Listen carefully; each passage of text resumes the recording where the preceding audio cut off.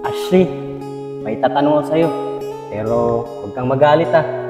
Sabi kasi nila Apong, may boyfriend ka na daw. Totoo ba yun? Allen, oo. Nagka-boyfriend ako. Pero matagal na kaming hiwalay nun at di na rin kami nagkikita. Ah, ganun ba Ashley? Ibig sabihin yan, may pag-asa pala ako sa'yo. Magliligawan kita. Allen, di ko pa masasabihan sa ngayon kasi di ko pa alam kung seryoso ka sa akin. Ashley, huwag kang mag-alala. Hindi naman mag-antay.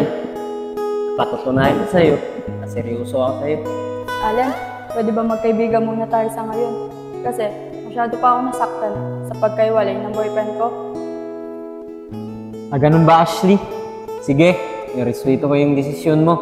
Ah, sige Allen. Maraming salamat ha. Pero may tatanong sana ako sa'yo pagka magagalit. Ba't ba kayo naghiwalay na asawa mo?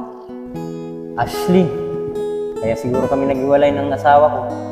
Hindi siguro kami para sa isa't isa. Minahal ko naman siya ng gusto eh. Kaso, ayaw niya sa akin. Ayaw ko rin naman ipagsiksikan yung sarili ko sa kanya. Kaya, nag-focus na lang ako sa anak kong si Shane. Pero, nung nakilala nakita, parang mukhang mag-ibig na naman ako. Allen, sa susunod na lang ulit tayo mag-usap. Pag-iisipan ko pa kasi yan, sinabi mo sa akin. Sige Ashley, handa naman akong mag-antay. Sige Allen, dito na ako. Uy Ashley, mag-ingat ka! Apong, baka sa susunod na taon, pag-aralin na ako ni nanay.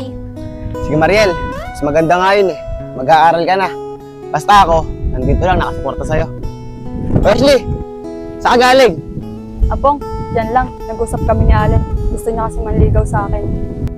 Apong, sino siya? Bakit bago ko pa lang siya nakita? Mariel, si Ashley nga pala, kaibigan namin. Bihira lang kasi sa lumabas eh, kaya ngayon mo lang siya nakita. Ashley, si Mariel nga pala, jowa ko. Ako nga pala si Ashley. Ako pala si Mariel. Apong, may jowa ka na pala. O paano? Maiwan ko na kayo. Ashley, tara Mariel. Ano kaya? Makakalaban kaya ako sa court.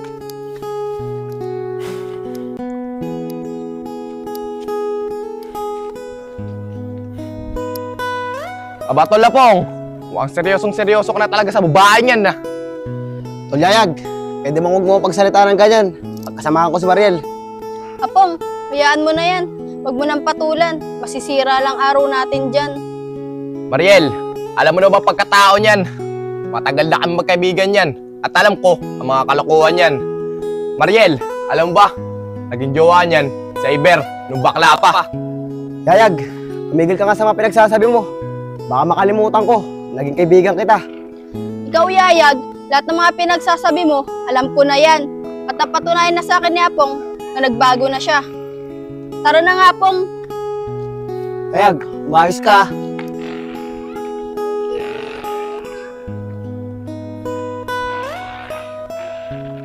Apong, huwag mo nang papatulan yung si Yayag, ah.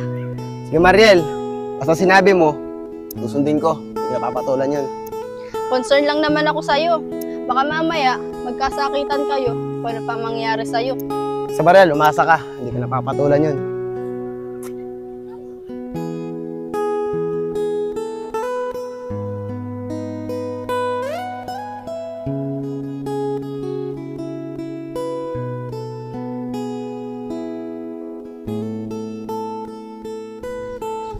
Shane, kamusta na sa Iber doon sa pinasukan niyang trabaho? Mariel, sabi niya sa akin, okay naman daw siya dun at hindi rin siya masyadong pagod. Ganun ba, Shane? Sana naman magtagal na siya doon. Kaya nga Mariel kasi magpapasokan na rin yung anak namin, kaya kailangan niya ng trabaho. Sige, Shane, kung di man siya sakaling magtagal doon, willing naman ako usapin yung kaibigan ko para maibalik siya. Sige Mariel, maraming salamat talaga. Tol Apong, ang bago mo kasi kumilos eh. Nauna-una ulit tayo maglaro. Dok Oscar, palit na lang tayo, sabi matatalo. Allen, siya nga pala. Di ba sabi mo po sa amin kahapon, kakausapin mo si Ashley? Ano po napag-usapan nyo? Sigurado po ako, malaki po ang pag-asa mo kay Ashley. Mga Allen, at tanong nyo na po ba si Ashley tungkol sa boyfriend niya? Pagkakaalam ko po kasi, may boyfriend na yun. Oo Apong, natanong ko siya kahapon. At ang sabi niya, may boyfriend siya. Kaso, matagal na silang hiwalay. Mga Allen, yun naman pala eh. Matagal na silang iwalay ng jowa niya. Dapat, niligawan mo na. Yun yung masaklap, Oscar. Sabi niya sa akin, pag-isipan pa daw niya muna. Masyado siyang nasaktan sa nangyari ng boyfriend nila. Naghiwalay silang dalawa. Pero ang sabi ko sa kanya, handa akong magantay para sa sagot niya. Mga Allen, tama yan. Huwag mo siyang aapurahin.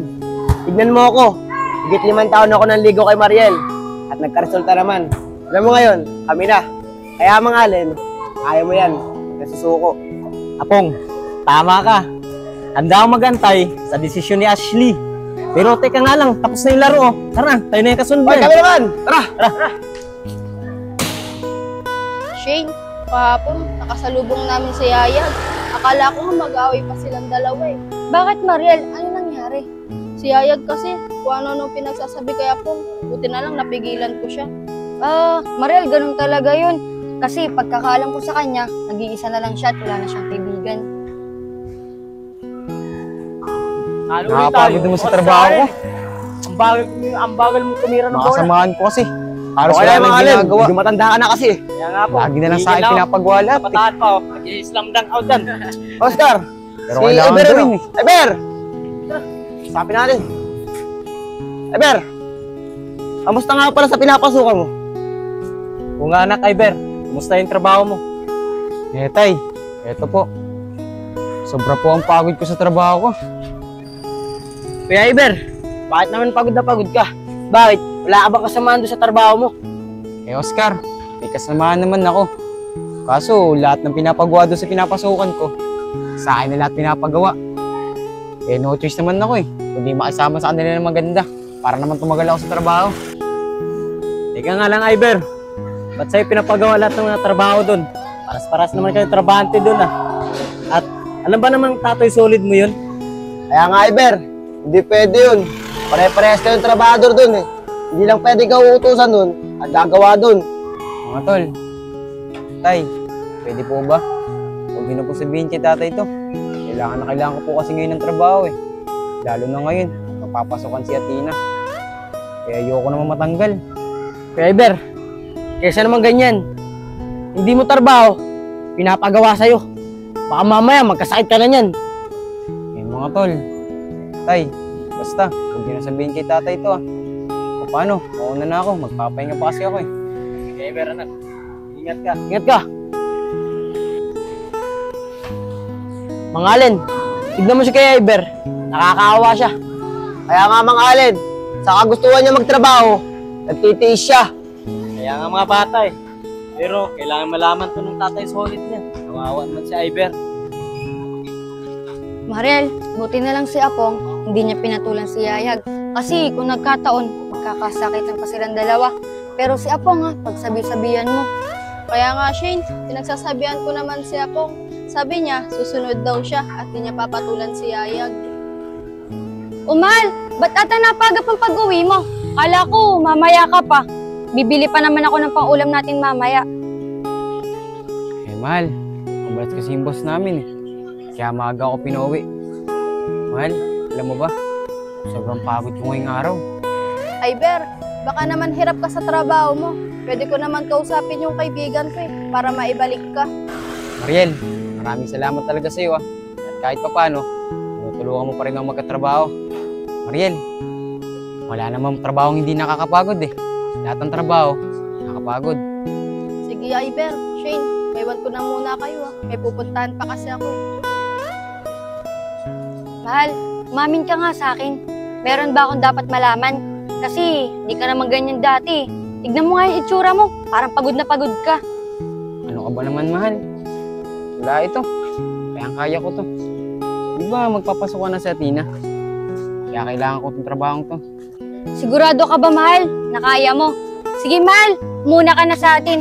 At bibili pa ako ng pang-ulam. At pagbalik ko, sabay na rin tayong kumain, Sige, mahal. Antayin kita.